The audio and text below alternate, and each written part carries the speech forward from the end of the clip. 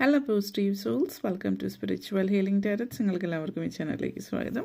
നമ്മൾ സംസാരിക്കുന്നത് May 14th ഇന്നേ ദിവസം ജനിച്ചിട്ടുള്ളവരാണ് നിങ്ങളെങ്കിൽ നിങ്ങളുടെ സ്വഭാവ സവിശേഷതകളും മറ്റും എങ്ങനെയാണെന്ന് നമുക്ക് നോക്കാം.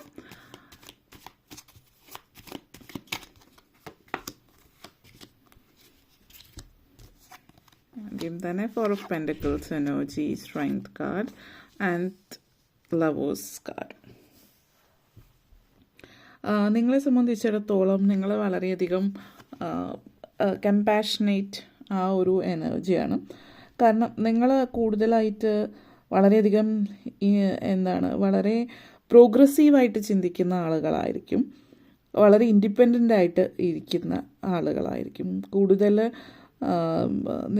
നിങ്ങളെ സംബന്ധിച്ചിടത്തോളം മെർക്കുറിയുടെ എനർജി സ്ട്രോങ് ആയിരിക്കുന്ന സിറ്റുവേഷൻ ആയതുകൊണ്ട് നിങ്ങൾ ഹാർഡ് വർക്ക് ചെയ്യുന്നവരായിരിക്കും. സാമ്പത്തികമായിട്ട് മുന്നേറാൻ വേണ്ടിയിട്ട് എപ്പോഴും വളരെയധികം കഠിനാധ്വാനം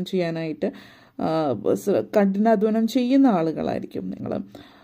വളരെയധികം പ്രാക്ടിക്കൽ രീതിയിൽ ചിന്തിക്കുന്ന വ്യക്തികളായിരിക്കും. അതേപോലെ തന്നെ വളരെ ക്ഷമയോട് കൂടിയിട്ട് പല കാര്യങ്ങളും ക്ഷമയോട് കൂടിയിട്ട് കാത്തിരിക്കുക എന്ന് പറയുമല്ലോ. ക്ഷമയോട് കൂടിയിട്ട് കാത്തിരിക്കുന്ന വ്യക്തികളാണ് നിങ്ങൾ എന്നുള്ളത്.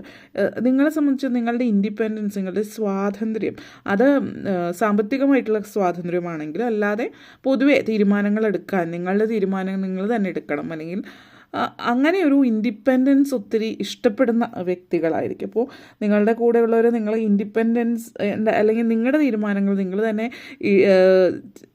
അതായത് നിങ്ങളുടെ തീരുമാനങ്ങൾ നിങ്ങൾ തന്നെ എടുക്കാനുള്ള സ്വാതന്ത്ര്യമുണ്ടെങ്കിൽ ആ ഒരു ബന്ധത്തിൽ നിങ്ങൾ വളരെയധികം ഹാപ്പി ആയിരിക്കും എന്നുള്ളതാണ് സൂചിപ്പിക്കുന്നത്. ഈ ഒരു ദിവസം ജനിച്ചിട്ടുള്ളവരെ സംബന്ധിച്ച് കുറച്ച് കൂടുതൽ ആവശ്യത്തിൽ കവിഞ്ഞ് ഐഡിയലായിട്ടുള്ള ആളുകളായിരിക്കും. അപ്പോൾ ടു മച്ച് ഐഡിയലിസ്റ്റിക് ആയിട്ടുള്ള ആളുകളാവുന്നു പറയുമ്പോൾ അവർ കുറച്ച് മറ്റുള്ളവർക്ക് ഇത്തിരി സ്റ്റബേണായിട്ട് ചിലപ്പോൾ തോന്നിയേക്കാം. അവർ ഉള്ളിൽ വളരെയധികം കമ്പാഷൻ, അതായത് ദയയും കാരുണ്യമൊക്കെ ഉള്ളവരാണെങ്കിലും ഭയങ്കരമായിട്ട് ഐഡിയലിസ്റ്റിക് ആകുന്നത് കൊണ്ട് തന്നെ ചിലപ്പോൾ അതൊരു ദുർവാശി ആയിട്ട് മറ്റുള്ളവർക്ക് ചിലപ്പോൾ തോന്നിയേക്കാം. നിങ്ങൾ അവരെ സംബന്ധിച്ചിടത്തോളം വളരെ സത്യസന്ധതയോട് കൂടി അല്ലെങ്കിൽ ഗുഡ് ഇൻറ്റൻഷനോട് കൂടിയിട്ട് ചില കാര്യങ്ങൾ ചെയ്യുമ്പോഴും മറ്റ് ചിലർക്ക് അതൊരു നെഗറ്റീവ് ഫീൽ കൊടുക്കുന്നത് ഇങ്ങനെയുള്ള ചില സ്വഭാവങ്ങളായിരിക്കാം ഒരു പക്ഷേ. വളരെ പോസിറ്റീവായിട്ടുള്ള വ്യക്തികളായിരിക്കും പൊതുവേ പറയുകയാണെങ്കിൽ.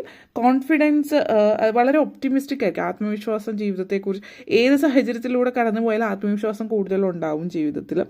ജോലി അല്ലെങ്കിൽ വർക്ക്, ഫിനാൻസ് റിലേറ്റഡ് ആയിട്ട് കാര്യങ്ങളിൽ പറയുകയാണെങ്കിൽ കുറച്ച് ഡിഫറെൻ്റ് ആയിട്ടുള്ള ജോലി സാധ്യതകൾ നിങ്ങളെ സംബന്ധിച്ചിടത്തോളം സൂചിപ്പിക്കുന്നുണ്ട്. ജോലിയിൽ കൂടുതലായിട്ടും നിങ്ങളെ സംബന്ധിച്ചിടത്തോളം നിങ്ങളുടെ ജോലിയിലെ ഏറ്റവും വലിയൊരു സ്ട്രോങ് പോയിന്റ് എന്ന് പറയുന്നത് നിങ്ങളുടെ കമ്മ്യൂണിക്കേഷനാണ്. ജോലിയിൽ മാത്രമല്ല, എന്നാലും കൂടുതലായിട്ട് പറയുകയാണെങ്കിൽ ജോലി, സാമ്പത്തിക കാര്യങ്ങൾ നിങ്ങൾ കൂടുതലും നന്നായിട്ട് കമ്മ്യൂണിക്കേറ്റ് ചെയ്യുന്ന തരത്തിലുള്ള ജോലികളിൽ സാധ്യതകൾ ഏറുന്നുണ്ട്. അതായത് ഇപ്പോൾ ചിലപ്പോൾ മീഡിയ പോലുള്ള കാര്യങ്ങളായിരിക്കും, അല്ലെങ്കിൽ ഏതെങ്കിലും നന്നായിട്ട് ഇപ്പോൾ സെയിൽസിലോ അതുപോലുള്ള മാർക്കറ്റിംഗ് പോലുള്ള രീതിയിലാവാം. അതല്ല എങ്കിൽ നിങ്ങൾ ഒത്തിരി സംസാരിച്ച് മറ്റുള്ളവരെ നിങ്ങളുടെ ഇതിലേക്ക് കൊണ്ടുവരാൻ നിങ്ങൾക്ക് കഴിവുണ്ടാകാം. പക്ഷെ ഇവിടെ എടുത്തു പറയാനുള്ള ഒരു കാര്യം എന്ന് വെച്ചാൽ ഇങ്ങനൊരു കഴിവ് നിങ്ങൾക്കുണ്ടെന്ന്, അതായത് ആരെയും മെരുക്കിയെടുക്കാൻ പറ്റുന്ന ഒരു പ്രത്യേക നിങ്ങളുടെ വാക്ചാതുര്യത്തിലൂടെ മെരുക്കിയെടുക്കാനുള്ളൊരു കഴിവാണ് ഇവിടെ കാണിക്കുന്നത്. ഏത് കൊലകൊമ്പനെയും എന്ന് പറയുന്ന നമ്മൾ പറയുമല്ലോ, വീഴ്ത്താനുള്ളൊരു പ്രത്യേക കഴിവ്. പക്ഷെ പല സാഹചര്യങ്ങളും നിങ്ങളത് അറിയാതെ പോകുന്ന ഒരു സാഹചര്യമുണ്ട്. ആ ഒരു കഴിവ് നിങ്ങൾക്കുണ്ട് എന്നുള്ളത് അത് ചില ആളുകളെ സംബന്ധിച്ച് നിങ്ങൾ വളർന്നു വന്ന അന്തരീക്ഷമായിരിക്കാം. അങ്ങനെയുള്ളൊരു വളരെ അതായത് നിങ്ങളെ നിശബ്ദമാക്കുന്ന തരത്തിലുള്ള അന്തരീക്ഷത്തിൽ വളർന്നു വരുന്നത് കൊണ്ട് ചിലപ്പോൾ ഒരു പക്ഷം നിങ്ങൾ നിങ്ങളുടെ ആ ഒരു കഴിവ് മനസ്സിലാക്കിയെന്ന് വരില്ല. അല്ലാത്ത പക്ഷം നിങ്ങൾ വളരെയധികം സോഷ്യലി വളരെ ആക്റ്റീവായിരിക്കും എന്നുള്ളൊരു സിറ്റുവേഷൻ സൂചിപ്പിക്കും. വളരെ ഡിസിപ്ലിൻഡ് ആയിരിക്കുന്ന ഒരു വ്യക്തി കൂടിയിട്ടായിരിക്കും. നിങ്ങൾ പൊതുവെ ഡിസിപ്ലിൻ വളരെയധികം ഉള്ള ഒരു വ്യക്തി എന്നുള്ള രീതിയിൽ നിങ്ങളെ സംബന്ധിച്ചിടത്തോളം സൂചിപ്പിക്കുന്നുണ്ട്. അതേപോലെ തന്നെ പ്രണയം, സ്നേഹം, സൗഹാർദ്ദപരമായിട്ടുള്ള അന്തരീക്ഷം ഒക്കെ നിങ്ങളെ സംബന്ധിച്ചിടത്തോളം നിങ്ങൾക്ക് കൂടുതലായിട്ട് നിങ്ങളെ ഒത്തിരി സ്നേഹിക്കുന്ന, പൊതുവേ ചില ആളുകളെ സംബന്ധിച്ചിടത്തോളം ഇച്ചിരി വാശിയും ദേഷ്യവും അല്ലെങ്കിൽ മറ്റുള്ളവർ ഇത്തിരി ആ ഒരു രീതിയിൽ കാണുന്ന നെഗറ്റീവ് രീതിയിൽ കാണുന്നുണ്ടെങ്കിൽ കൂടിയും നിങ്ങൾക്ക് പൊതുവെ നിങ്ങളുടെ പാർട്ട്നേഴ്സ്, നിങ്ങൾ പ്രണയിക്കുന്നവരാണെങ്കിലും നിങ്ങൾ വിവാഹം കഴിച്ചിട്ടുള്ളവരും അവർ നിങ്ങളോട് നിങ്ങൾ തമ്മിൽ വളരെ നല്ലൊരു കണക്ഷൻ ആയിരിക്കും. കാരണം നിങ്ങൾ ആ ഒരു ഇമോഷണൽ സപ്പോർട്ട് എന്ന് പറയുന്നത് നിങ്ങളുടെ പാർട്ട്ണറായിരിക്കും. പുറത്ത് പല ആളുകളും നിങ്ങളെ ആ ഒരു ഭയങ്കരമായിട്ട് ഒച്ചയെടുക്കുന്ന ദേഷ്യപ്പെടുന്ന വ്യക്തിയെന്ന് കണ്ടാലും നിങ്ങളുടെ ആ ഒരു പാർട്ട്ണർ, അതായത് നിങ്ങൾ വിവാഹം കഴിച്ചിട്ടുള്ളവരോ പ്രണയിക്കുന്നവരോ തമ്മിൽ വളരെ നിങ്ങളുടെ സോഫ്റ്റ് സൈഡ് കണ്ടിരിക്കുന്ന ഒരു പക്ഷേ അവർ മാത്രമായിരിക്കും എന്നുള്ളൊരു സിറ്റുവേഷൻ ഇവിടെ സൂചിപ്പിക്കുന്നുണ്ട്. നെക്സ്റ്റ് ലവേഴ്സ് എനർജിയാണ്.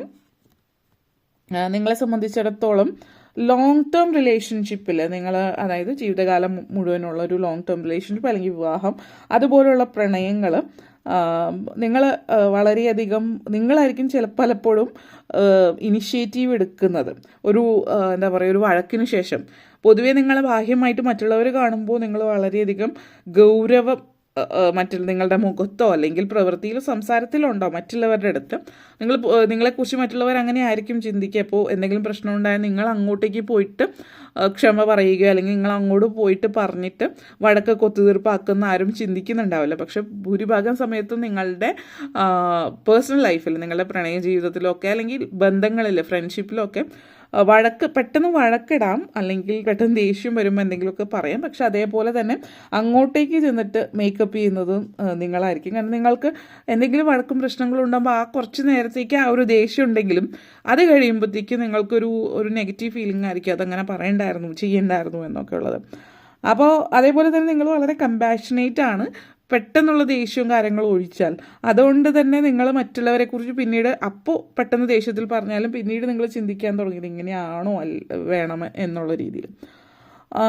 പിന്നെ നിങ്ങളെ സംബന്ധിച്ചിടത്തോളം സ്ട്രെസ്സ്, അതായത് നിങ്ങളുടെ എനർജി ഇവിടെ പറയുകയാണെങ്കിൽ സെൽഫ് ഇൻഡ്യൂസ്ഡ് ആയിട്ടുള്ള സ്ട്രെസ്സാണ് നിങ്ങൾക്കുള്ളത്. നിങ്ങൾ ഭയങ്കര കൊച്ചു കൊച്ചു കാര്യങ്ങൾക്ക് സ്ട്രെസ്സ് എടുക്കുന്ന ഒരു സിറ്റുവേഷൻ നിങ്ങളെ കാണിക്കുന്നത്. ഹെൽത്ത് വൈസ് പറയുകയാണെങ്കിൽ അപ്പോൾ ആവശ്യത്തിന് ഇനഫ് റെസ്റ്റും കാര്യങ്ങളൊക്കെ എടുക്കുന്നത്, റിലാക്സേഷനൊക്കെ വേണ്ടിയിട്ട് കുറച്ച് സമയം നിങ്ങൾ ചിലവഴിക്കുക, നിങ്ങൾക്ക് വേണ്ടിയിട്ട് ചിലവഴിക്കുന്നത് നിങ്ങളെ സംബന്ധിച്ചിടത്തോളം വളരെയധികം നല്ലതായിരിക്കും. അതേപോലെ ഓവർ ഈറ്റിങ്ങോ അധികം എന്താ പറയുക ആക്റ്റീവായിട്ട് ഇരിക്കാതിരിക്കുന്നതൊക്കെ നിങ്ങൾക്ക് അത്ര നല്ലതല്ല.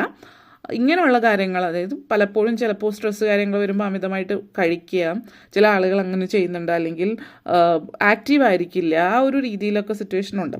അപ്പോൾ അങ്ങനെയുള്ള കാര്യങ്ങളൊക്കെ മാത്രം നിങ്ങൾ ഹെൽത്ത് റിലേറ്റഡ് ആയിട്ട് പറയുകയാണെങ്കിൽ മെയിൻലി മെൻ്റൽ ഹെൽത്താണ്. അപ്പോൾ അതിൽ ഓവറോൾ വെൽബീയിങ്ങിന് വേണ്ടിയിട്ട് ശ്രദ്ധിച്ചാൽ, നിങ്ങളെ സംബന്ധിച്ചിടത്തോളം ഹെൽത്ത് മറ്റു കാര്യങ്ങളിൽ ശ്രദ്ധിച്ചാൽ വളരെയധികം നന്നായിരിക്കും എന്നുള്ളത് കൂടിയിട്ടാണ് സൂചിപ്പിക്കുന്നത്. ഓക്കെ, അപ്പോൾ ഇത്രയും കാര്യങ്ങളാണ് നിങ്ങളെ സംബന്ധിച്ചിടത്തോളം പറയാനുണ്ടായിരുന്നത്. വീഡിയോ ഇഷ്ടമായെങ്കിൽ ലൈക്ക് ചെയ്യാനും ഷെയർ ചെയ്യാനും കമൻറ്റ് ചെയ്യാനും സബ്സ്ക്രൈബ് ചെയ്യാനും മറക്കരുത്. എല്ലാവർക്കും ബിഗ് താങ്ക് യു.